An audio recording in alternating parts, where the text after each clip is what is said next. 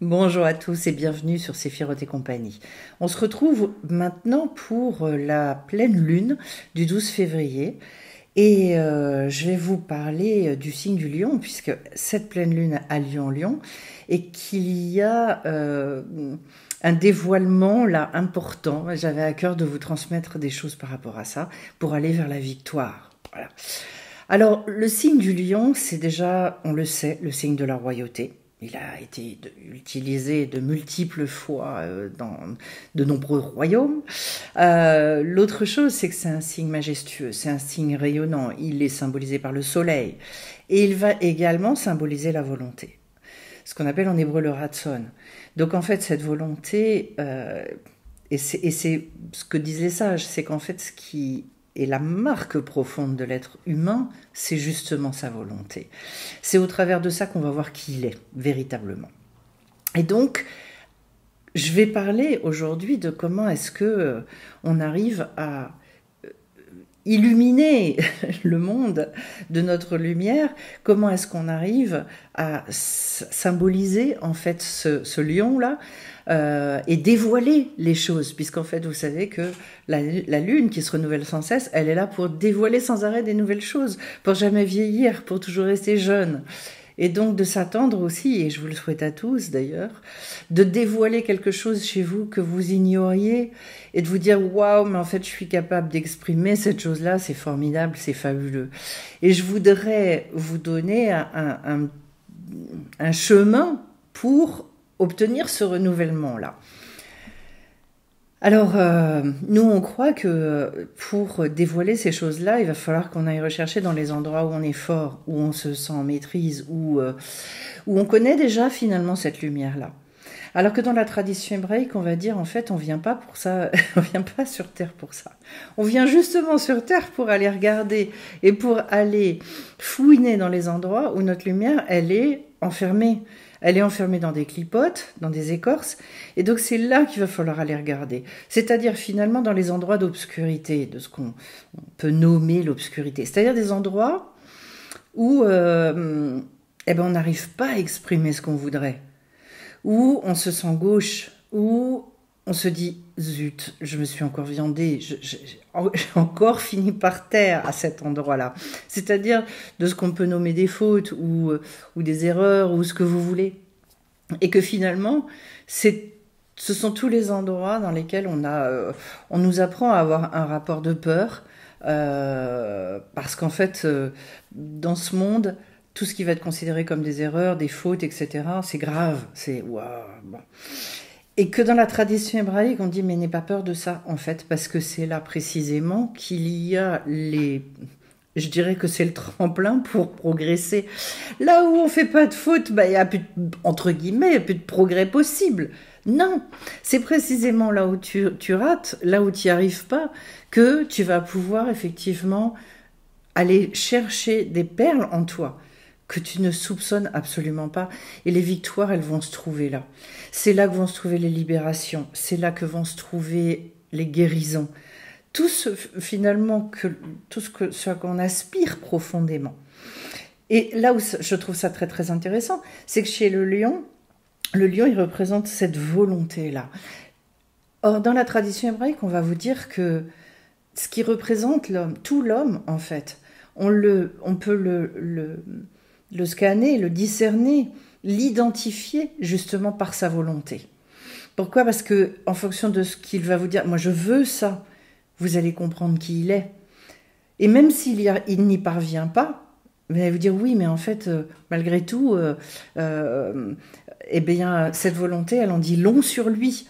Et c'est pour ça qu'en fait, on voit d'ailleurs des hommes qui ont des fois réalisé des grandes choses dans le monde, mais ils avaient une volonté. Mais combien d'années, des fois, ils ont dû travailler, je dirais, persévérer pour pouvoir sortir cette lumière qu'ils avaient en eux. Alors pourquoi on va pas avoir là-dedans ? Parce qu'en fait, nous, on nous a appris à mal combattre, enfin à combattre d'une manière où on est sûr d'aller à l'échec. Et moi, je veux vous amener à la victoire. C'est quoi le véritable combat à mener ? C'est pas du tout par rapport à cette obscurité, d'aller la combattre avec nos petits points. Autrement dit, je vais vous prendre un exemple. Vous avez un problème avec la colère. Et vous vous dites, moi, je vais y aller et avec mes forces, je vais réussir à ne plus jamais me mettre en colère avec personne. Je peux vous dire, vous dites ça, mais c'est évident que ce qu'on appelle le Yetzer Hara, c'est-à-dire le mauvais penchant, chez vous, parce qu'on en a tous un, eh bien, il va forcément venir vous montrer, vous donner des occasions pour vous rendre compte qu'en fait, vous n'y arrivez pas. Et donc, au bout d'un moment, on ne veut plus aller voir là-dedans. Au bout d'un moment, en fait, on se terre dans un trou de souris, on se cache, on a peur de ça. Alors qu'en fait, et on renonce. Alors qu'en fait, non. Les sages, ils nous disent, va voir ça, va regarder à ça. Tu le connais, ton problème. N'en aie pas peur, aucune peur. La seule chose, c'est pas à toi de combattre. Et là, j'en reviens sur le lion.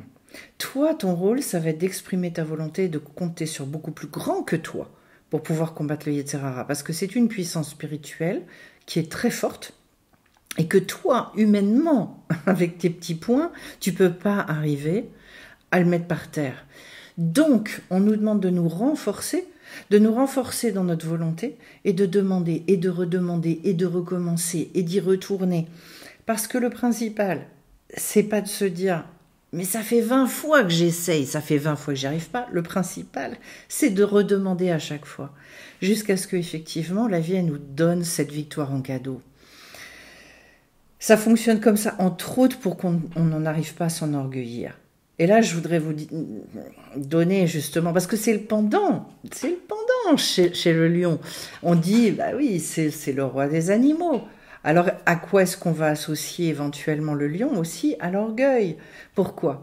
Parce que si, et quand on arrive, et qu'on croit qu'on arrive à certaines choses avec nos forces, eh ben, je vous demande d'observer dans vos vies les gens qui pensent qu'ils sont parvenus à réussir telle et telle chose avec leur force.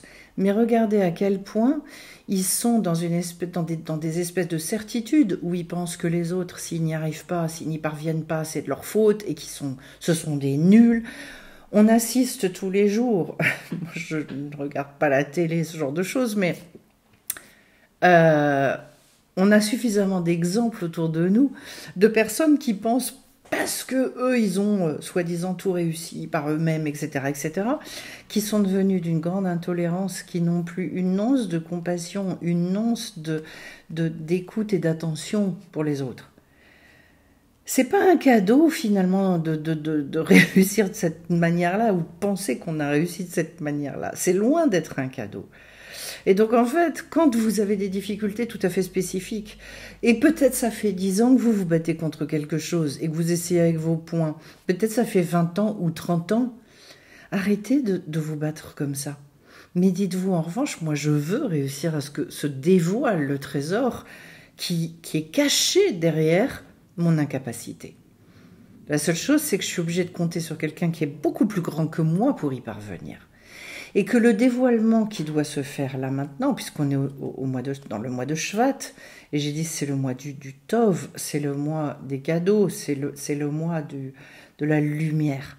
Ben, cette pleine lune, pour moi, c'est tout le moment d'aller rechercher ça. Et de se renforcer dans la foi, dans la Emouna, et de dire de toute façon, jamais je ne lâcherai tant que ça se sera pas dévoilé chez moi. Pourquoi? Mais parce que vous avez besoin de découvrir que vous êtes beaucoup plus que ce que vous pensez de vous-même. Vous avez besoin à un moment donné, et vous méritez. Et mériter, c'est quoi? Il y a la notion de mérite dans la pensée hébraïque. C'est quoi le mérite? Le mérite, c'est de ne pas avoir lâché. Le mérite, c'est d'avoir continué à tanner là-haut et de dire de toute façon, moi je lâcherai rien. Alors oui, je sais que moi, je ne peux pas. Mais en revanche, je m'attends à ce qu'on me donne ça en cadeau. Je m'attends à ce que j'ai un tel cœur, j'ai de telles aspirations pour réussir à exprimer cette chose-là, que vous m'aurez sur le dos tant que ça, je ne le vivrai pas. C'est tout ça la grandeur de l'homme dans et c'est ça aussi, accéder justement à devenir ce qu'on appelle un gibor en hébreu, c'est-à-dire un homme fort, quelqu'un en fait, qui ne désespère jamais, quelqu'un qui s'attend toujours à ce que ce en quoi il croit profondément, sa vérité intérieure, il puisse la dévoiler, il puisse la découvrir, il puisse la transmettre. Parce qu'en fait, le monde a besoin de ça. Vous savez, ce que j'ai choisi comme signature pour Séphiroth et compagnie, c'est parce que le monde a besoin de vous. Et que du coup, j'ai envie de vous dire, dans cette pleine lune en Lion, eh bien oui, c'est parce que le monde, il a besoin de vous. Donc non seulement vous devez le faire pour vous, parce qu'effectivement, vous venez pour ça, vous venez pour vous réparer vous. Mais au travers de la réparation que vous opérez chez vous, au travers de ces dévoilements successifs, et n'allez pas chercher que des grandes choses. Parce que dans les petites choses se trouve, souvent c'est l'arbre qui cache la forêt. Et que quand on commence à ouvrir une porte, il y en a une deuxième, et puis qu'en fait on se dit waouh, waouh, waouh, waouh, c'est comme les poupées russes. Donc quand vous avez des petits, ce que nous on pense être des petites victoires, mais vous n'imaginez pas derrière, de fil en aiguille tout ce qui se déclenche. Et tout ce chemin-là a un prix, aux yeux du ciel, c'est d'un prix inestimable. Ayez conscience de cette chose-là, que non seulement vous vous réparez vous, mais que vous réparez notre monde aussi, et que vous réparez aussi, puisqu'il y a plusieurs mondes qui existent et qui se superposent aussi, qui s'emboîtent aussi les uns dans les autres, vous réparez plein de choses dans le monde, dans les mondes là-haut aussi. C'est-à-dire qu'en fait, en opérant des réparations spirituelles extrêmement élevées, que nous, on n'a aucun moyen de discerner. On ne sait pas ce qu'on répare, mais on répare. Et ça, il faut le savoir. Eh bien, en fait, ces réparations là-haut, elles génèrent des réparations en bas dans le monde matériel. C'est-à-dire que ce que vous avez tendance à laisser de côté en mésestimant, en donnant une moindre importance. Et c'est ça tout le problème. Rabbi Nachman dit que si on voyait, si on avait conscience de tout ce qu'on répare, on courrait toute la journée pour faire ce travail-là en se disant « Waouh, waouh, mais c'est tellement grand ce que je suis en train de faire !» Alors j'espère que durant cette pleine lune, justement, votre cœur il va être impacté par ça. Il va comprendre quelque chose d'extrêmement profond, qui va vous amener à pouvoir exprimer plus de vérité intérieure et qui va vous permettre de montrer toute la belle personne que vous êtes, tout le tov que vous contenez. Voilà, parce que le but, c'est de se dire à la fin de sa vie, waouh. Donc en fait, toutes ces espèces, comme des bulles vous savez, ces espèces de bulles qui éclatent là, waouh. Et tout ça, ça s'est ouvert et toute cette lumière qui était enfermée, elle a pu s'exprimer. Avant de vous quitter, déjà, je vais vous souhaiter une magnifique pleine lune. Et puis, je précise que donc, à l'occasion de cette pleine lune, eh bien, il va y avoir un atelier tirage sur l'arbre des séphirotes pour se familiariser si vous souhaitez y participer. Il y a encore de la place, n'hésitez pas à vous inscrire. C'est donc le mercredi soir, mercredi 12. Je vous retrouve bien vite sur la chaîne. À très bientôt.